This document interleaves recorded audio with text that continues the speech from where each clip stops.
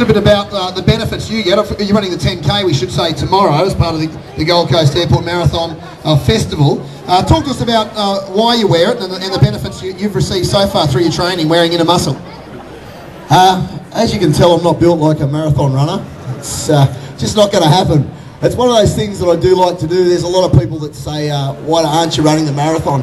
And the simple answer for that is, with what I do, I want to be good at everything. So I want to be able to run. I'm still boxing in the ring, I'm still cycling, I'm still surfing, and I'm still lifting weights.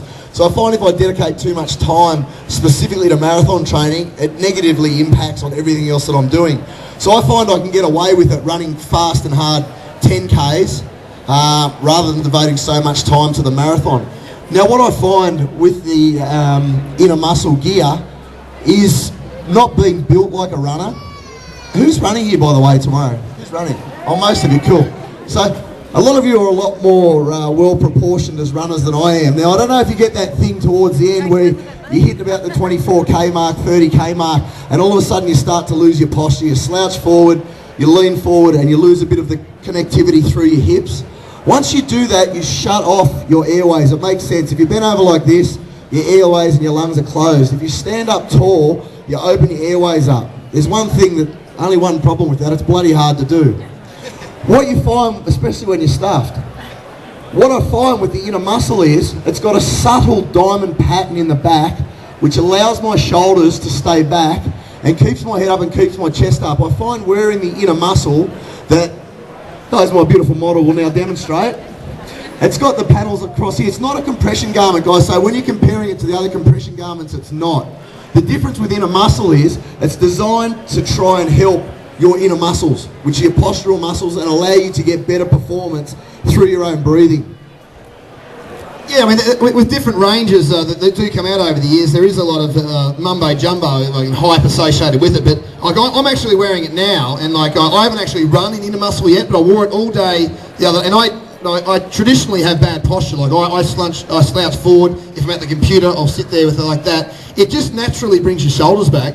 And the other thing you notice when you take it off, I won't do that obviously for your benefit. When you do take it off, it almost coaches your body into a correct posture and an improved posture. So it's beyond running really. It's just about getting you straight and getting you in good position, whether you're running or not. You might not only going to use it for running at the moment, but I do.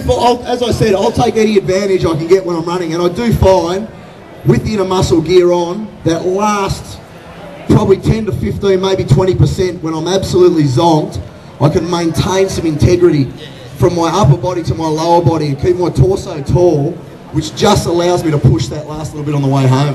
Yeah, we're talking about the bottom half quickly too. It's again the technical side of things. Essentially, it creates a better posture and therefore hopefully a longer stride length when you're running. So the bottom half does a bit of a different job. Well, the good news is that when you wear them together, other than looking a bit dicky, it allows you to connect your top half and your bottom half. So everybody who knows anything about running, when your core's strong and your core's switched on and you've got good integrity through your hips and through this torso here, you're going to be able to run a lot more efficiently, and that's the key. How are you travelling at the moment? I know you're not filming with your The Biggest Loser. You guys are back on air, I think, in October. But you're running the 10K. What are your aspirations? As you said, you're not built like a marathon runner. You probably think you're more of a sprinter. So 10K, I guess, is the what are you going to win it or what? Mate, far from it. I just know the joys of getting married. I got married 2 months ago. So and it's funny. We also get asked, do Michelle and I ever let ourselves go? And the simple answer to that is yes. During last season while we were filming, I got pneumonia, believe it or not. In the summer in Sydney, I got pneumonia. So it's something we didn't really publicise that much, but those people that were watching the show will remember there was a week there when I couldn't go to work because I lost my voice. That wasn't the pneumonia, that was the laryngitis on the other side of the pneumonia. For the 2 months before that, I was really cooked. And it's quite funny because I really did, up until that point, think I was bulletproof. I thought, no matter what I'm thrown, I'm going to be right, I'll get over any injuries. And having had it, I can understand how people die from pneumonia. I was a sick boy. I had 10 courses of antibiotics over 3 months while the show was on to try and get over this pneumonia, and I was a sick boy.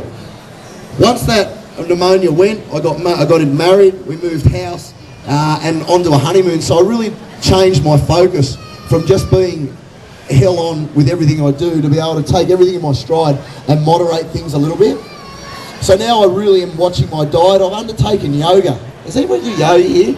I hate yoga. I detest it. You want to see Shannon out of his comfort zone and see 40 skinny chicks laughing at me going...